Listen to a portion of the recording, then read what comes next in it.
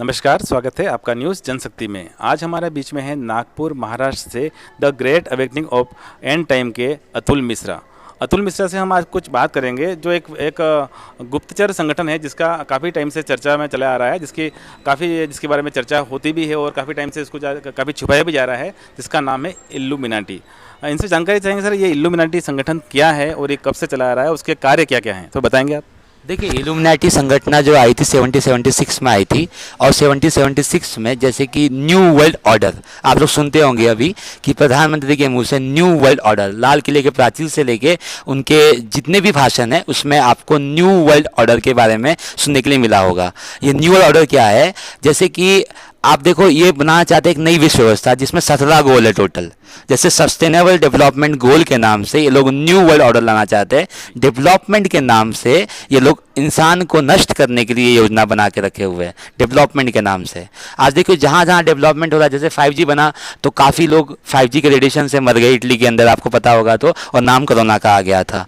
तो इल्यूमिनाटी संगठन जो है 250 साल से हमारे बीच में राज कर रही है, जिन्होंने पानी के ऊपर, पैसे के ऊपर, हर एक चीज़ के ऊपर कंट्रोल करके रखा हुआ है। कोरोना वायरस से लेके हर एक चीज़ से लेके ये पूरा एजेंडा ये लोग चला रहे हैं। और इनका एजेंडा यही है कि इंसान को ख़त्म किया जाए और 2030 तक के पॉपुलेशन को कम किया जाए, डीपॉपुलेशन किया जाए। ये इन लोग का एजेंडा है और ये डायरेक्ट लूसीफर से काम चल रहा है। इल्यूमिनाटी के कुछ जो लोग हैं, बड़े बड़े, इसमें बहुत लोग ज्वाइन है, जैसे नेता, अभिनेता, सेलिब्रिटीज़ और जितने भी बड़े बड़े लोग हैं इल्यूमिनाटी ज्वाइन कर चुके हैं। एक्चुअली में यहाँ पे रिचुअल्स होते हैं।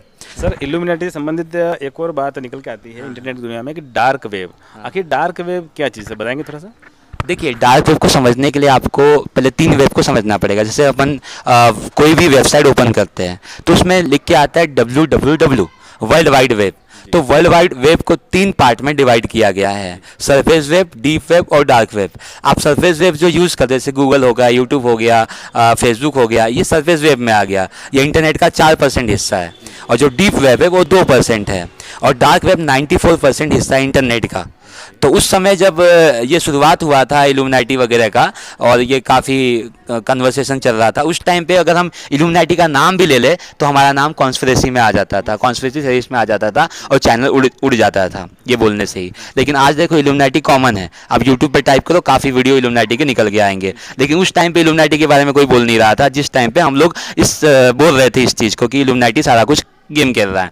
क्योंकि प्लेन क्रैश से लेके, ट्रेन एक्सीडेंट से लेके, अभी देख लो आप, प्लेन क्रैश हुआ था बीच में, वो सब इल्यूमिनाटी गेम प्लान के तहत हुआ है और उनके नंबर के हिसाब से हुआ सारा कुछ। ये 13 फैमिली है, इसमें रॉथशाइल्ड, रॉकफेलर, बिल गेट्स, गावी, ऐसे लोग इसमें शामिल है। यहाँ तक कि वर्ल्ड बैंक से लेके सब कुछ इसमें इंक्लूड आ गया आपका। जैसे कि आप स्कूल में आप जाते हो तो स्कूल के ऊपर लिखा होता है SSA, सर्व शिक्षा अभियान। उनको फंडिंग कौन कर रहा है? वर्ल्ड बैंक, गावी, रॉथशाइल्ड, रॉकफेलर, वही चला रहे हैं। और वो चाहते हैं कि हम देश के मालिक बन जाए। आज बिल गेट्स मालिक बना हुआ है हमारे देश का, क्योंकि बिल गेट्स ने क्या किया कि अपने देश के जो ऑर्गेनिक सीड है उसको काबू करके, नॉर्वे के अंदर जो सॉल्वेट सीड है, अगर आप सर्च करोगे तो वहाँ पे उन लोगों ने काबू करके रखा हुआ है। मतलब आपकी बीज भी आपके पास नहीं रहे। अब आप बाजार से जो बीज खरीद के लेके आओगे उसी को आप उगा पाओगे, लेकिन असली बीज आपसे काबू कर लिए गए। मतलब बीज, उसके बाद में इन लोगों ने जमीन, मकान, दुकान, यहाँ तक कि जो मौसम चेंज हो रहा है, अभी देखो अचानक, अभी तो मौसम बारिश का चल रहा है, लेकिन कहीं पे अभी देखो दिल्ली के अंदर में 4 जुलाई से 11 जुलाई के बीच में आर्टिफिशियल रेन कराई जा रही है। तो ये आर्टिफिशियल रेन क्या है? अब बताए, बारिश के मौसम में आर्टिफिशियल रेन की जरूरत है क्या? ये कहते हैं पोल्यूशन के नाम से, और पोल्यूशन के नाम से ये लोग काम करवाएंगे। और आर्टिफिशियल रेन हो, चाहे आपके मतलब बीज को काबू करना हो, या देखो अब जैसे आर्टिफिशियल रेन होगा तो बीज उगेगा नहीं, बीज नष्ट हो जाएंगे। ये षड्यंत्र है। अब डार्क वेब में क्या होता है कि एक रेड रूम है। जब मैं डार्क वेब विजिट कर रहा था, ये पेमेंट दिया जाता है, मतलब रिचुअल होते हैं वहाँ पे। जैसे बिटकॉइन में आपने पेमेंट दे दिया तो वहाँ पे क्या करते हैं लोग कि एक टॉर्चर रूम है, उसमें ले जा करके हाथ पे बांधे देते हैं लोगों के, और बोला जाता है कि अब हम बिटकॉइन में आपको पेमेंट देंगे, बताओ इसके साथ क्या किया जाए। तो कोई बोलता है इसकी आंख निकाल लो जिंदा में, कोई बोलता है नाखून निकाल लो, कोई बोलता है उसको हैमर से मारो। तो ऐसे करके ना, ऐसे वियर्ड लोग होते हैं। तो मेरा दिमाग उस टाइम पे ख़राब हुआ था, 2000 लगभग 13-14 की बात है ये। और उस समय डार्क वेब में विजिट कर रहा था, और एक वेबसाइट आई डार्क वेब में, रेड रूम करके। तो वहाँ पे सिल्क रोड करके भी वेबसाइट चल रही थी बहुत, काफ़ी हमने बंद भी करवाने की कोशिश की, लेकिन वो चलता रहा। अभी भी खेल चल ही रहा है, कुछ कुछ जगह पे ये बंद हुआ है, लेकिन अभी भी खेल चल रहा है। मुझे ये बताइए कि जो आप कह रहे हैं कि डार्क वेब में इस तरह की जो घटनाएं होती है कि इंसानों को टॉर्चर किया जाता है, तो आखिर इनसे इनको क्या लाभ, क्या आखिर इसके पीछे इनका क्या फ़ायदा क्या है? देखिए एक्चुअली में क्या है, इन लोग को ये ताड़ना मतलब देख के ना एक खुशी मिलती है। जैसे कि आप देखो लोगों को बुरा करके, जैसे ब्लैक मैजिक वाले लोग होते हैं, वैसे डार्क वेब, डार्क का अर्थ क्या है? मतलब अंधेरा। तो लेकिन डार्क वेब में कुछ ऐसी चीज़ें हैं, जैसे कि डार्क वेब को बनाया गया था एफबीआई ने। एफबीआई ने इसलिए बनाया था कि हमारी जो गुप्त जानकारी है वो किसी तक ना जाए, वो वहाँ तक रहे। तो डार्क वेब के अंदर से ऐसी जानकारी निकल के आती, मतलब वहाँ पे किसी भी चीज़ पे बैन नहीं लगता। यदि यूट्यूब पे आप कुछ बोलोगे तो वो कहेंगे कि टर्म एंड कंडीशन को आपने फॉलो नहीं किया तो आपका वीडियो उड़ जाता है। लेकिन डार्क वेब में ऐसी कुछ जगह नहीं, क्योंकि ओनियन लेयर है, ये ओनियन बेस पे चलता है। जैसे प्याज का छिलका होता है ना, आप उसको निकालते जाओ वो कम नहीं होता है, उसी तरीके से ये डार्क वेब होता है। उसको ओनियन के थ्रू चलाया जाता है, जिसको हम टोर ब्राउज़र कहते हैं। और टोर ब्राउज़र से किसी की जानकारी लीक नहीं होती, वो मतलब मान के चलो एक कंप्यूटर का ब्रिज बनते जाता है। मतलब जैसे वीपीएन का ब्रिज बनते गया ना, तो वीपीएन ऐसे मतलब हज़ारों में करोड़ों में वीपीएन यूज़ होते हैं। तो आप कहाँ से ट्रेस कर पाओगे कौन क्या लिख रहा है, कौन कहाँ बोल रहा है, वो वहाँ पे ट्रेस नहीं होता है। तो इसलिए उन लोगों ने वहाँ जानकारी दी, वेब में होते हैं। लेकिन वहाँ पे लीगल वर्क भी होते हैं। अगर आप कोई किताब आपको नहीं मिल रही है तो आप वहाँ पे इंसाइक्लोपीडिया में उसके पढ़ सकते हो, आप हिडन विकी जिसे हम कहते हैं। तो इस तरीके से वहाँ से जानकारी आप हासिल कर सकते हो। हमने काफ़ी जानकारी वहीं से तो ली है। तो सर आपने बात करी कोरोना की, जो कोरोना 2-3 साल पहले से आया था, अब दोबारा से उसकी फिर से नए लहर आने की, नए एक वायरस आने की फिर से बात चल रही है, एक नया वेरिएंट फिर से आ गया। आखिर कोरोना क्या है और बार बार एक आ क्यों जाता है और छुप कहाँ जाता है ये? देखिए जैसे कि इन लोगों ने कहा था कि कोरोना आया उस टाइम 2020 में, तो कोरोना का आवेदन दिया गया था, जो कि आप कोरोना वायरस पेटेंट गूगल पे सर्च करोगे तो आ जाएगा।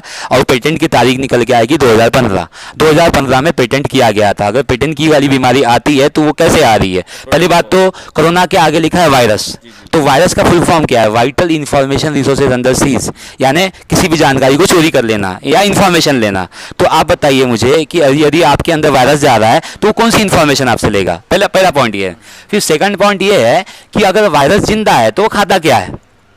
अब जितनी भी जीवित चीज़ है, चींटी है, कुछ ना कुछ है, कुछ ना तो खाएगी। और जीवित है तो वो उसको खाना बनाना पड़ेगा। पहली बात, आप भी अपना खाना बनाते हो, खाना खाते हो, तो वायरस अपना खाना खुद बना सकता है क्या? बोल सकता है क्या? चल सकता है क्या? फिर सकता है क्या? वो जीवित कैसे आपके शरीर के अंदर कैसे जा रहा है? उस शरीर के अंदर आपको डाला जा रहा है इंजेक्शन के थ्रू, जो उस समय दिए गए थे। और अब जो इंजेक्शन जाएंगे, अब देखो अगर इंजेक्शन सोल्यूशन था, अगर बूटी सोल्यूशन था वायरस के लिए, वैक्सीन सोल्यूशन था, तो फिर आपको वो दोबारा कोरोना कैसे आ गया? और अभी देखो ये बूटी के साइड इफेक्ट कितने भयानक हो रहे हैं। तो अभी आपने देखा हो कांटा लगा वाली जो सिंगर है, कांटा लगा नहीं उसको बूटी लगा हम बोलते हैं, कांटो लगा से बूटी लगा तक का सफ़र उन लोगों ने तय किया और अभी उनकी डेट हो गई। तो ये देखो 8 साल के बच्चे, 11 साल के बच्चे, 23 साल के बच्चे, अब क्या होगा? अब अगला स्ट्रेन इनका क्या होगा कि जिन लोगों ने ये बूटी ले रखी ना, उन्हीं को साइड इफेक्ट होगा। और वो जो साइड इफेक्ट होगा उसको नई बीमारी का नाम देंगे ये लोग। और नई बीमारी के बोलने के लिए तीसरी और लगवा लो। मतलब बीमारी किससे हुई? इंजेक्शन से। और इंजेक्शन से जो बीमारी हुई है उसके लिए एक और ठुकवा लो। ये सोल्यूशन है उनके लिए। देखो वायरस, जब भी वायरस की बात आए तो सोल्यूशन एक ही है उनके लिए, इंजेक्शन, और वही ठुकवाएंगे वो लोग। सर आपके वीडियोस में हम देखते हैं आप हमेशा थर्ड टेम्पल की बात करते हैं, और थर्ड टेम्पल क्या है बताएंगे थोड़ा सा? देखिए मैं हमेशा अपने वीडियोस में बोलता हूँ कि थर्ड टेम्पल नहीं बनेगा। उसका एक कारण है, क्योंकि थर्ड टेम्पल जो है वो एक्चुअली में एंटी क्राइस्ट के लिए बन रहा है, और जो क्राइस्ट है वो कभी नहीं चाहेगा कि थर्ड टेम्पल बने। और थर्ड टेम्पल बनने की जो बात है वो बाइबल में कहीं भी जिक्र नहीं किया हुआ है। ये फर्स्ट टेम्पल और सेकंड टेम्पल की बात की गई है। थर्ड टेम्पल एक्चुअली में तालमुद से आया है, जो यहूदियों की किताब है, और अपना यहूदी से कोई लेना देना नहीं है, क्योंकि यहूदी लोग क्राइस्ट को नहीं मानते, वो एंटी क्राइस्ट को मानते हैं। सर थर्ड टेम्पल के लिए बात की जाती है कि इसमें एक लाल बछिया का, उसमें वो लोग उसको बलिदान करेंगे या मारेंगे, जो बलि दी जाएगी उसकी, सॉरी। तो क्या उसकी बलि हो चुकी है या होनी बाकी है? देखिए लाल बछिया एक्चुअली में क्या है, वो जैसे क्राइस्ट है ना, उसको मेमना कहा जाता है, तो वो उसी के रूप में उसको उन लोगों ने बोला कि लाल बछिया कुर्बान होगी। लेकिन लाल बछिया कुर्बान होगी नहीं, कुर्बान हो चुकी है। जैसे वैक्सीन का जो अर्थ होता है लैटिन में, आप सर्च करोगे गूगल में कि वैक्सीन का लैटिन वर्ड क्या है, तो वक्का निकाल के आएगा, वक्का। और वक्का का अर्थ होता है लाल गाय, यानी लाल बछिया। गाय होता है उसका अर्थ, और उसका अर्थ होता है लाल बछिया। तो लाल बछिया उन लोगों ने यहीं क्रिएट कर दी है। और ये बात क्राइस्ट ने कहा था कि तुम मंदिर हो, तो इस यहाँ पे सारा खेल यही होगा। अब देखिए इजराइल ईरान का युद्ध चल रहा है, उस टाइम पे इजराइल गाजा का युद्ध चल रहा था। इजराइल गाजा के युद्ध को रोका गया था 3 दिन के लिए, एक वैक्सीन के लिए, पोलियो वैक्सीन के लिए। आप बताओ मतलब इनके लिए वार क्या है? नकली वार है। इसराइल के अंदर जो कुछ चल रहा है इस वक्त नकली है सारा कुछ, उनको ऑयल पे कंट्रोल करना है। सेकंड बात, और जब युद्ध बढ़ जाएगा, अभी हिंदुस्तान पाकिस्तान का भी युद्ध बढ़ने वाला है अपने इंडिया के अंदर में, तो जब बढ़ जाएगा तो बोलेंगे कि तुम अपने अकाउंट फ्रीज कर दो, और लोग अपने अकाउंट फ्रीज कर देंगे तो खाने के लिए कुछ बचेगा नहीं, तो वो कहेंगे कि चाइना से आप कीड़े मकोड़े खाओ, आपके पास खाने के लिए बचा नहीं कुछ। और देशभक्ति में लोग अपने पैसे ही गिरवी दे देंगे लोगों को। आपके पास पैसे नहीं बचेंगे तो आप करोगे क्या? तो वो जो खिलाएंगे आपको खाना पड़ेगा। और 3 महीने का राशन दे रही है ये लोग। 3 महीने का राशन क्यों दे रही है? इनको मालूम है 3 महीने बाद हम लोग कुछ नया गेम खेलने वाले हैं। आपकी इन सारी बातों, जो आपकी सारी बातें हैं कोरोना से लेके NWO से लेके, आप इन सारी बातों का कनेक्शन आपका बाइबल से आप हमेशा जोड़ते हैं, और आपके ऊपर आरोप भी लगते आए हैं कि आप बाइबल की तरह बाइबल के साथ में लेके आप धर्मांतरण भी करवा रहे हैं, ऐसे भी आपके आरोप लगते हैं। तो आप इन सबका कनेक्शन, कोरोना का, NWO का, जो शैतानिक एजेंडे हैं, इन सब का आप कनेक्शन बाइबल से क्यों जोड़ते हैं? बाइबल से क्या लेना देना है इसका? देखिए, पहले बात तो आपने धर्म परिवर्तन की बात की है, तो धर्म का कभी परिवर्तन नहीं होता, मन का परिवर्तन होता है। धर्म का परिवर्तन हो ही नहीं सकता। ये गलत बात कह रहा है जो धर्म का परिवर्तन बोल रहा है। धर्म एक अपनी अलग जगह है, धार्मिकता एक अपनी अलग जगह है।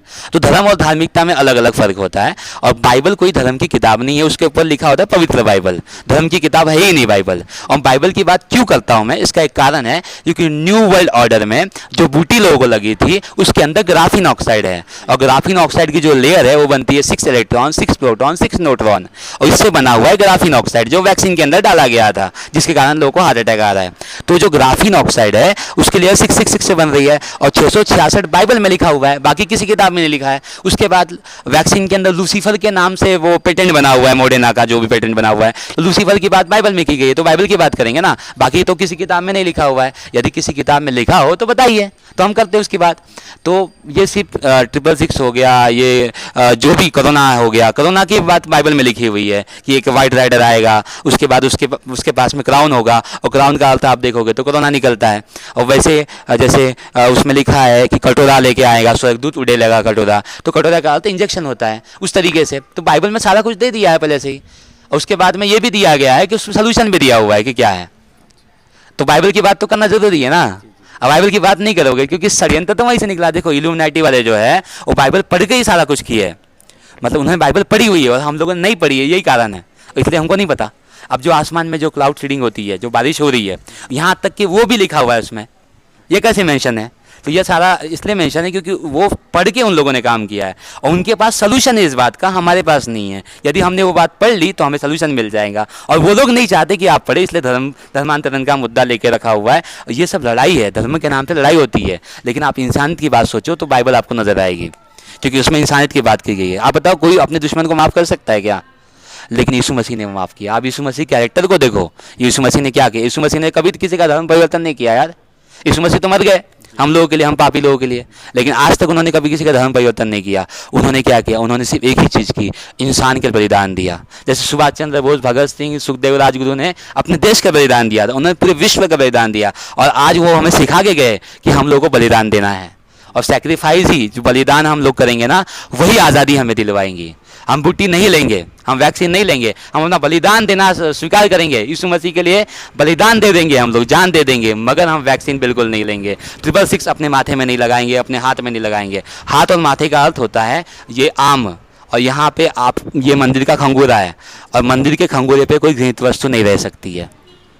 अतुल जी, आप हमेशा कहते हैं कि मेडिसिन के आप खिलाफ हैं, दवाइयों का आप खिलाफ हैं। आप कहते हैं किसी बीमारी के लिए कोई दवाई यूज़ नहीं करनी चाहिए। आखिर क्यों? दवाई हमें क्यों नहीं खानी चाहिए? देखिए, दवाई खाने से एक्चुअली में होता क्या है, आप दवाई क्यों खाते हो? कारण क्या है कि आपको दर्द होता है, आपको पेट में दर्द है, आपने पेट दर्द की दवाई खा ली, आपको सर में दर्द है, आपने सर दर्द की दवाई खा ली, आपको हार्ट में दर्द है, आपने हार्ट दर्द की दवाई खा ली। तो आपको लगा कि आपके पेट में दर्द है और दवाई आपने खाई और आप ठीक हो गए, ऐसा आपको लगता है, ठीक है। लेकिन होता क्या है, अब दवाई के पास तो दिमाग है नहीं, आपके पास तो ब्रेन है। दवाई के पास ब्रेन है क्या? उसे कैसे मालूम चलता है कि कहाँ जाके आपको ठीक करना है? ये तो नहीं पता। लेकिन किसी पागल इंसान को अगर आप पूछोगे आपको दर्द हो रहा है क्या, तो कहेगा मुझे दर्द नहीं हो रहा है। दवाई आप तभी खाओगे जब आपको दर्द होगा। अगर आपको दर्द ही ना हो तो आप दवाई खाओगे क्या? नहीं खाओगे। तो दवाई करता क्या है, जैसे आपको मालूम है आपने पेट दर्द की दवाई खाई, आपके दिमाग को ये बात पता है तो आपने दवाई खाई, और आपको ये तो बात पता है कि आपने सर दर्द की दवाई खाई या पेट दर्द की दवाई खाई, जो भी दवाई खाई, तो ये आपको मालूम है।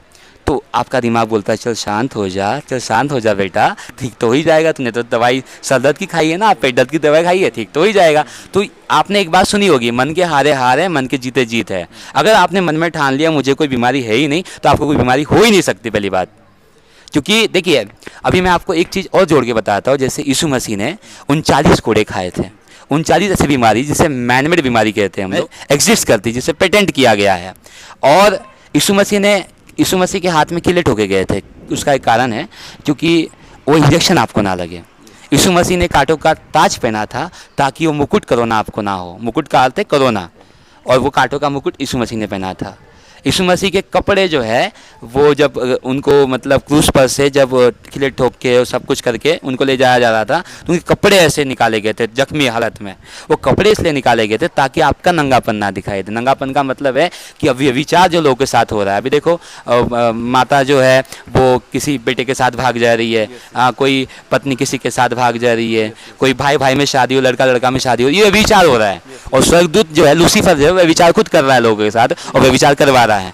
अतुल जी, जब आखिर बात निकली है जीसस की, तो मैं एक बात करना चाहूँगा कि जीसस यीशु मसीह के बारे में लोग अक्सर बोलते हैं कि वो क्रूस पे चढ़े, अरे वो परमेश्वर ही थे, भगवान ही थे, तो अपने आप को क्रूस से क्यों नहीं बचा पाए और उन्होंने जान क्यों दी और अपने आप को क्रूस से क्यों बचा क्यों नहीं पाए? आखिर भगवान थे तो उनको अपने आप को बचाना चाहिए था, आखिर क्यों नहीं बचा पाए? ये हमारे बीच में अक्सर सवाल आता है, तो इसका तो आप जवाब देंगे क्या? देखिए यीशु मसीह एक मिशन पे थे। जैसे कि एक एग्जाम्पल के लिए मैं लेता हूँ, जैसे कि भगत सिंह, सुखदेव, राजगुरु, वो एक मिशन पे थे। उन्हें एक काम करना था, देश को आज़ादी दिलानी थी। यहाँ देश की बात हो रही थी, यहाँ यीशु मसीह ने जो काम किया वो पूरे विश्व की बात थी। वहाँ पे रोमन साम्राज्य ऐसा चल रहा था कि यदि आपने छोटी सी भी गलती कर दी तो आपको क्रूस पे चढ़ाया जाता था। जैसे इस टाइम पे मार्शल लॉ की बात हो रही है, तो उस टाइम पे वो बात थी। तो यीशु मसीह ने कहा और बिना बलिदान के छुटकारा नहीं होता, आज हम भी वही बलिदान हमें देना पड़ेगा तो छुटकारा मिलेगा। तो उस समय यीशु मसीह मिशन पे थे, वो चाहे तो अपने आप को बचा सकते थे। और उन्होंने एक बात कही थी कि मैं तीसरे दिन जी उठूंगा, ये उनकी परीक्षा की घड़ी थी। और तीसरे दिन वो जी उठे, ऐसे नहीं कि वो मर गए, वो मर के जिंदा उठे। इसका सबूत है कि वो इतने दिन रहे और रहने के बाद में फिर गए वो, और फिर उन्होंने ये वादा करके गए कि सेकंड कमिंग में मैं आऊँगा। और पता है सेकंड कमिंग नहीं होगी तो गवर्नमेंट ये बात को क्यों कह रही है, TV 9 चैनल क्यों कह रहा है कि रैप्चर होगा, हाँ थर्ड टेम्पल बनेगा, ये सब चीज़ें होगी। थर्ड टेम्पल नहीं बनेगा पहली बात, और रैप्चर भी नहीं होगा। प्रोजेक्ट ब्लू प्रिंट का एक एजेंडा है इन लोगों का जो रैप्चर के माध्यम से होगा। अभी यीशु मसीह ने कहा था कि मैं सेकंड कमिंग में तुम्हें लेने आऊँगा, रैप्चर में नहीं। और उठा लिए जाने वाली की बात जो गलत है, उठा लिए जाना अलग तरीके से होगा, वो हम किसी और वीडियो में आप लोगों को बताएंगे। जीसस को बोलते हैं कि विदेशी गॉड है ना? तो फिर आप बताएं तो यहूदी और जीसस, इजराइल, आखिर इनका आपस में क्या कनेक्शन है? देखिए मैं इजराइल उसको कहा जाता है जो खुदा का चुना हुआ बंदा है, इजराइल देश नहीं है। अगर आप इजराइल देश को देखोगे तो वहाँ पे इजराइल के जो झंडा है उसके ऊपर में ट्रायंगल बना हुआ है, मतलब उसको अगर आप जोड़ोगे तो 666 बन जाता है। और यहूदी लोग कहीं भी जीसस क्राइस्ट की आराधना नहीं करते, ना यहोवा परमेश्वर की करते हैं। वो किसकी आराधना करते हैं? बाल के पुजारी, वो सारे वो तमुज की पूजा करते हैं। ये बात बाइबल में एग्जिस्ट करती है, बाइबल में ये बात बताई गई है। देखिए दीवार के सामने वो लोग प्रार्थना करते, वो कभी घुटने नहीं टेकते, आप देखोगे उनको तो कभी घुटने नहीं टेकते। तो वो तमुज के लिए प्रेयर करते, सूरज देवता की वो लोग पूजा करते हैं। वो लोग परमेश्वर की आराधना नहीं करते और सूरज देवता की पूजा करते, इसलिए उन लोगों ने कोरोना लेकर के आए, जिसको हम सन कोरोना कहते हैं। वो अभी भी इंतजार कर रहे हैं किसका? थर्ड टेम्पल का। और अभी उन लोगों ने अपना सेवियर डोनाल्ड ट्रंप को बनाया हुआ है, जिसको शांति का राजा कहा जाता है। अब बताइए जीसस क्राइस्ट को छोड़ के शांति का राजा कोई हो ही नहीं सकता। लेकिन उन लोगों ने डोनाल्ड ट्रंप जैसे व्यक्ति को, उन लोगों ने ट्रंप को प्रिंस ऑफ पीस का अवार्ड दिया है अभी। और अभी वो क्या कर रहा है? इजराइल ईरान का जो युद्ध हुआ था बीच में कूद पड़ा था, और वो उस शांति के बाद जब कहेंगे तो अचानक लोगों पे विनाश आ पड़ेगा। ये बात बाइबल कहती है हम लोगों को। आप जैसे आपने बात करी बूटी की, है ना? तो जैसे 3 बूटी तो लग चुकी है, क्या आगे और बूटी का भी प्लान है क्या इनका? देखिए और कितनी बूटी लग सकती है? देखिए बाइबल में 7 कटोरे के बारे में वर्णन किया गया है, और कटोरे का अर्थ होता है इंजेक्शन। तो 7 टोटल वैक्सीन लगने वाली है। अभी एक वैक्सीन निकली है 7 स्टार वैक्सीन, अगर आप गूगल सर्च करोगे तो उसमें 7 स्टार वैक्सीन, एक ही वैक्सीन में 7 वैक्सीन है टोटल, जो बच्चों को दी जा रही है इस वक्त में। उसमें एज भी दिया हुआ है। और देखिए वैक्सीन जिन लोगों ने लगा रखी है, अब ऐसा दौर आने वाला है कि 5G के रेडिएशन बढ़ेंगे, लोग चलते फिरते धड़ाधड़ गिरेंगे, और उसको नाम दिया जाएगा डिसीज एक्स बीमारी का, या तो स्पार्स पेंडेमिक का, या कोई भी बीमारी का नाम दे देंगे ये लोग। एक्स में सारी बीमारी आ गई, A to YZ, कोई भी वेरिएंट दे सकते हैं लोग।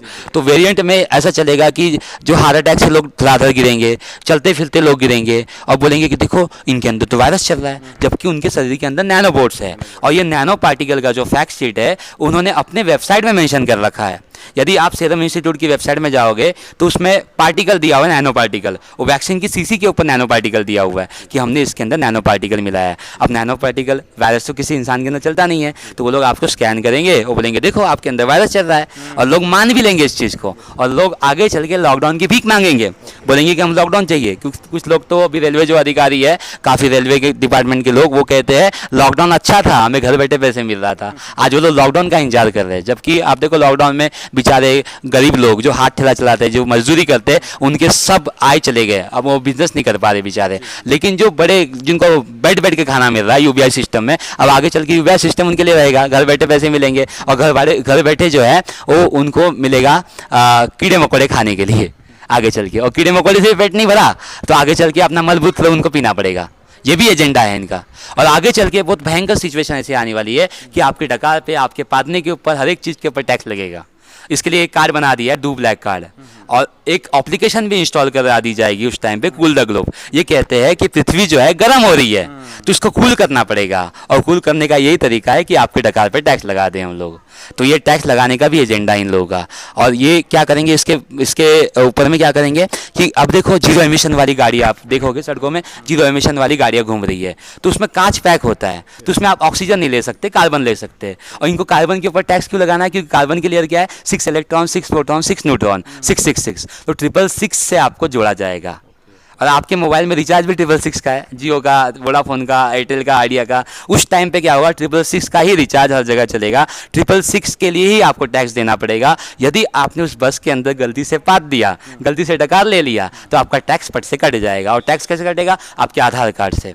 आधार कार्ड के पीछे देखो, आधार कार्ड का भी षड्यंत्र समझ लीजिए क्या है। आधार कार्ड के पीछे लिखा होता है ये नागरिकता का प्रमाण पत्र नहीं है, और आधार कार्ड एक षड्यंत्र है आपका गला दबाने के लिए। जब अगला षड्यंत्र ये लोग खेलेंगे लॉकडाउन, तो कहेंगे कि यदि आप हमारी बात नहीं मानेंगे, आपका लाइट बंद, आपका गैस बंद, आपका ज़मीन गया, सब कुछ। और इस समय ज़मीन ली जा रही है आदिवासियों की, इस कारण से ली जा रही है क्योंकि उनके पास आधार कार्ड है। क्योंकि आधार कार्ड जो है, आपका ज़मीन गया, सब कुछ। और इस समय ज़मीन ली जा रही है आदिवासियों की, इस कारण से ली जा रही है क्योंकि उनके पास आधार कार्ड है। क्योंकि आधार कार्ड जो है भारत का जो राज्य पत्र है, भारत के राज्य पत्र में ये लिखा हुआ है कि कोई भी व्यक्ति जिसके पास कार्ड धारक जो भी व्यक्ति है, वो व्यक्ति इस देश का नागरिक नहीं है, वो विदेशी नागरिक है। जिसके पास कोई भी कार्ड है, जैसे वोटिंग कार्ड, पैन कार्ड, अपना आधार कार्ड, तो इस देश का नागरिक ही नहीं है। तो आप बार बार आपको केवाईसी मांगी जा रही है। केवाईसी का फुल फॉर्म है नो वेयर कस्टमर, मतलब कस्टमर के बारे में उनको हर एक जानकारी चाहिए। यदि मैं मालिक हूँ, मैं जनता हूँ, मैं मालिक हूँ ना भाई, तो मैं नौकर को अपनी जानकारी क्यों दूंगा? लेकिन आज बार बार अपनी जानकारी लीक की जा रही है। अभी आप गैस सिलेंडर लेने जाओ तो आपका चेहरे का स्कैन किया जाता है, फेस स्कैन, कुछ जगह पे फेस स्कैन मांगा जा रहा है। ये भी षड्यंत्र में आता है। आगे चल के जब स्कैनिंग होगी ना आपकी, आपने वैक्सीन ले रखी है नहीं ले रखी है, उनको मालूम चल जाएगा स्कैनिंग से। इतना भयंकर एजेंडा ही है। और आगे चल के बख्शा नहीं जाएगा किसी को भी। स्कूल में जो बच्चे पढ़ रहे हैं उनको ज़बरदस्ती वैक्सीन लगाई जाएगी, उसमें उसके बाद में आपको राह चलते हुए वो वैक्सीन का सर्टिफिकेट फिर से मांगा जाएगा। इस टाइम पे वो सर्टिफिकेट किसी काम नहीं आएगा, लेकिन आपको एक पासपोर्ट बना दिया जाएगा और आप ही पासपोर्ट रहेंगे। और CBDC आपके अंदर इंस्टॉल कर दी गई है, सेंट्रल बैंक डिजिटल करेंसी जिसको हम कहते हैं, आपके शरीर के अंदर ही इंस्टॉल कर दी गई है। जिन लोगों ने वैक्सीन ले रखी है उनके अंदर CBDC है। CBDC आने वाली नहीं है, CBDC आ चुकी है।